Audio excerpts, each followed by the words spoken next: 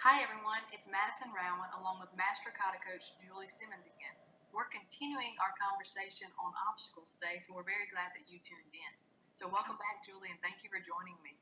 Oh gosh, thanks for inviting me back again. It's a real pleasure, Madison. Absolutely.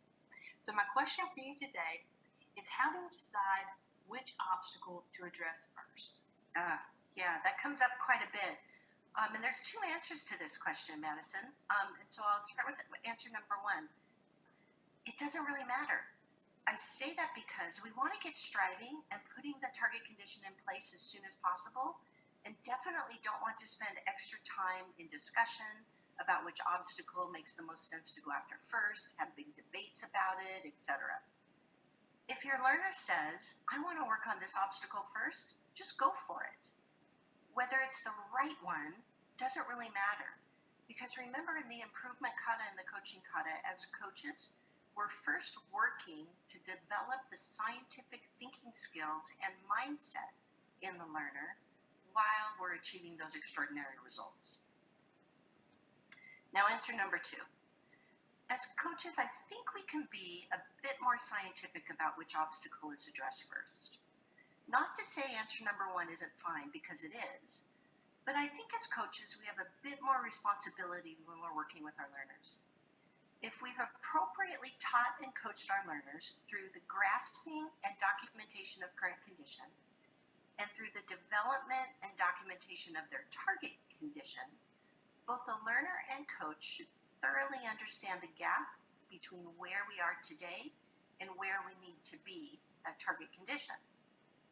If the learner has identified a few obstacles at the onset, but doesn't know which one to address first, as coaches, we can ask the following question. Which piece of your target condition do you need to put in place first? Like in our example, we want to get medications to the patient on time and as they're needed. Then we put on our PPE. So the learner might say, well, I want to focus on getting medications on time, but we don't have the required PPE. We're running out of masks. So the learner has now answered the question about where they want to go to work first, and the coach can hear, I hear what's preventing us from working in that way. We're out of masks. So now we've unearthed that obstacle, and we can get to work on breaking through it and addressing it and running some experiments to get rid of it. From there on, it's pretty cut and dry. I personally learn best by example, so this was very beneficial for me, Julie, so thank you. I hope you also found this quick discussion around obstacles beneficial, and I hope it provided more clarity for you on the topic of obstacles. So thank you for tuning in. Please stay safe and kata on.